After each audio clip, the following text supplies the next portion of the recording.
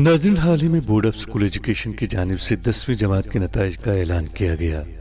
अगर हम ज़िला बांडीपुरा की बात करें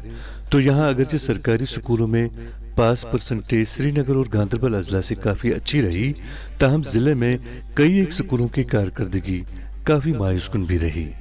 नाज़रीन, हम सभी जानते हैं कि ज़िला बांडीपुरा को इल्म, आब और अदब के लिए जाना जाता है, मगर इस वक्त अगर देखा जाए तो 10वीं जमात की ओवरऑल पास परसेंटेज की फहरिस्त में जिला बांडीपुरा सबसे आखिर पर है। अगर हम सरकारी स्कूलों में पास परसेंटेज की बात करें तो बांडीपुरा जिला श्रीनगर और गांधरबल अजला से आगे है, बल्कि किसी हद तक अनंतनाग जिले के बराबर है। मगर हमें ये देखने की जरूरत है कि आखिर इल्म, आब और अदब के लिए जाने जाने वाले बांडीपुरा में ओवरऑल पास परसेंटेज इतनी कम क्यों है।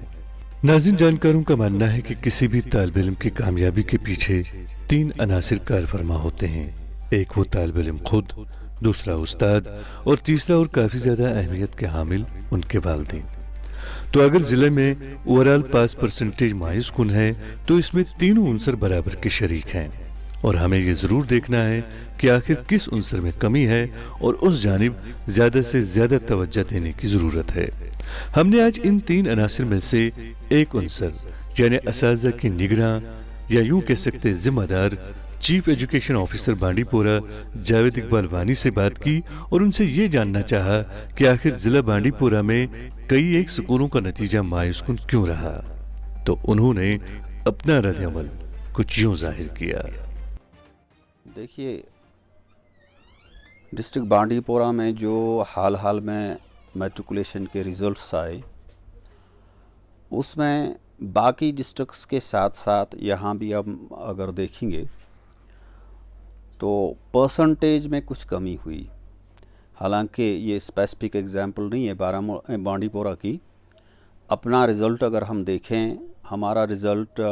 एज़ कंपेयर टू श्रीनगर ठीक है, एज़ कंपेयर टू गांधरबल भी हमारा रिज़ल्ट ठीक है और we are at par with that of Anantnag. तो एक रीज़न इसमें यह है जो रिज़ल्ट में परसेंटेज डाउन हुई इस साल, वो ये है कि कोविड की वजह से स्कूल्स बंद पड़े थे, बच्चे घरों में बैठे थे और लाजमी तौर पर जो रियल क्लास रूम सिचुएशन है बच्चों को वो फेस नहीं करनी पड़ी। तो डायरेक्ट स्कूल एजुकेशन की हिदायत पर हमने ऑनलाइन क्लासेस शुरू किए, वर्चुअल मोड में क्लासेस शुरू किए, लेकिन इसमें भी एक प्रॉब्लम ये रही, एक तो हमारा 4G नहीं चल रहा है और दूसरा बांडीपुरा की टोपोग्राफी अगर हम देखें, ज़्यादा यहाँ पॉपुलेशन हिली एरियाज़ में है, हमारे स्कूल्स हिली एरियाज़ में हैं जहाँ बच्चों के पास रिसोर्सेज नहीं हैं। एक तो सभी बच्चे मोबाइल अफोर्ड नहीं कर सकते हैं और दूसरा बहुत सारे इलाके हमारे ऐसे हैं यहाँ पे बांडीपुरा में जहाँ बिल्कुल एक या तो पुअर कनेक्टिविटी है या कनेक्टिविटी है ही नहीं। इस लिहाज से भी बच्चे जो हमारे ऑनलाइन क्लासेस थे, वर्चुअल क्लासेस थे या हमारा LMS चल रहा था,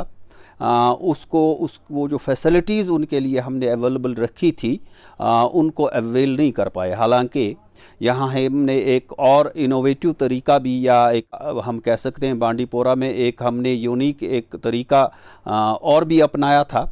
हमने केबल नेटवर्क के ज़रिए क्लासेस चलाए और उसका बिल्कुल हमने स्टूडियो अपने ऑफिस में बनाया और यहाँ से हम लाइव लेक्चर्स भी देते थे और हमारे जो रिकॉर्डेड लेक्चर्स थे वो भी उनकी नशरियात भी केबल नेटवर्क के ज़रिए होती थी। तो इससे भी बहुत सारे बच्चों ने फ़ायदा उठाया, लेकिन वहाँ पर ही जहाँ पर केबल नेटवर्क हमारा चल रहा था, कनेक्टिविटी थी। तो उसके बाद हमने यहाँ जो हमारे अपर रीचेस हैं खासकर या बाकी एरियाज़ भी जो यहाँ पर हैं, वहाँ के लिए कम्युनिटी क्लासेस शुरू किए। तो कम्युनिटी क्लासेस से बहुत सारे बच्चों को फ़ायदा मिला। लेकिन बहुत सारे हमारे स्कूल्स जो हैं जो अपर रीचेस में हैं, जैसे पानार स्कूल में ज़्यादा रिज़ल्ट डाउन हुआ,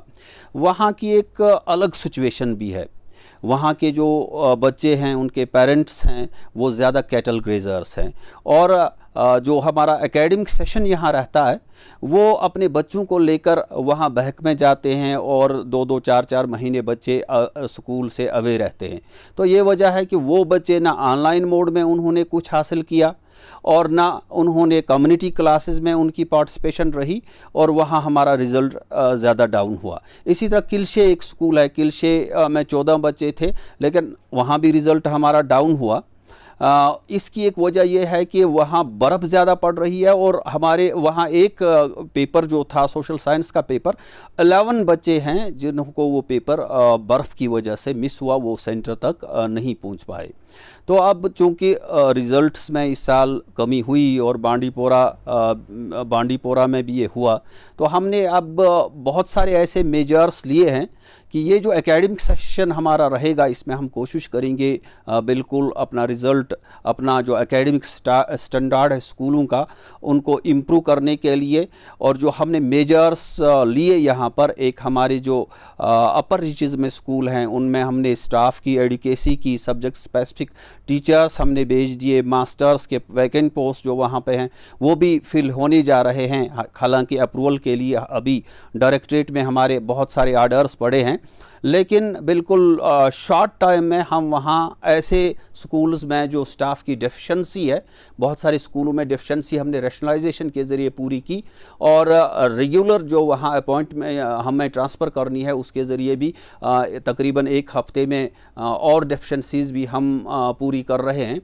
और साथ साथ हमने हमारा जो रिसोर्स ग्रुप है,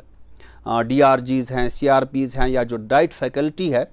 उनको भी एकेडमिक सपोर्ट के लिए हमने एक रोस्टर बनाया, और बिल्कुल आज से ही वो इन स्कूलों में जा रहे हैं, और एकेडमिक सपोर्ट वहाँ जो बच्चों में वो लर्निंग गैप्स हैं, टीचिंग लर्निंग में जो गैप्स रही हैं, उनको फिलअप कर रहे हैं, कोशिश कर रहे हैं। कहाँ पर कोई प्रॉब्लम रही, किस सब्जेक्ट में ज़्यादा प्रॉब्लम है, तो वो सब्जेक्ट वो टच कर रहे हैं। और साथ में अगर वहाँ इन स्कूलों में कोई इंफ्रास्ट्रक्चर की कमी है, कोई और कमज़ोरी है, इनको भी हम देख रहे हैं। और इंशाल्लाह जो हम इस साल एफर्ट्स कर रहे हैं, मैंने एक प्रपोज़ल डिस्ट्रिक्ट एडमिनिस्ट्रेशन को भी भेजा है कि जिन स्कूलों का रिज़ल्ट हमारा ठीक नहीं रहा,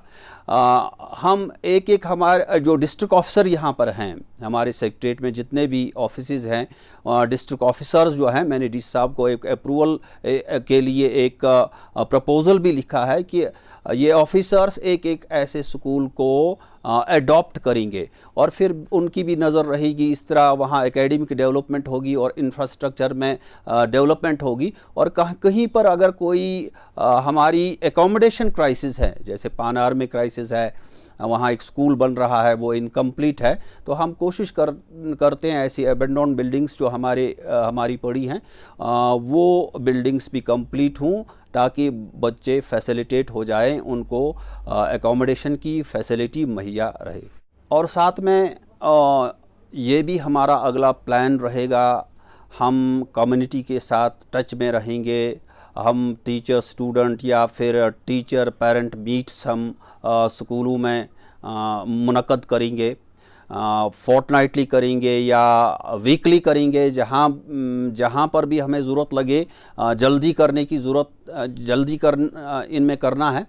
तो उसी हिसाब से हम एक रोस्टर बनाएंगे, ताकि कम्युनिटी जो है वो स्कूलों के साथ इन टच रहे, और बच्चों का जो एब्सेंटिज़म रहता है, एब्सेंट रहते हैं, स्कूलों से एब्सेंट रहते हैं, उस एब्सेंटिज़म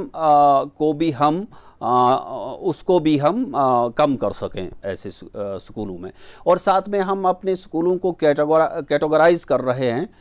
रेड जोन, ग्रीन जोन और ब्लू जोन में, और हमारी प्रायोरिटी रहेगी जो स्कूल हमारे रेड जोन में रहेंगे या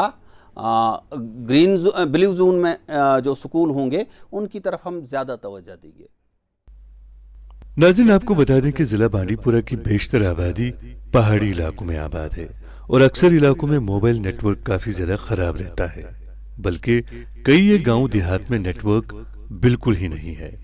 ऐसे में ऑनलाइन क्लासेस का मकसद इन इलाकों में फौत हो जाता है। और नाज़रीन, अगर हम पानार इलाके की बात करें तो यहाँ की 99% आबादी गरीबी की सतह की रेखा से नीचे गुजर बसर करती है और ऐसे हालात में यहाँ के लोगों का अपने बच्चों के लिए स्मार्टफोन खरीदना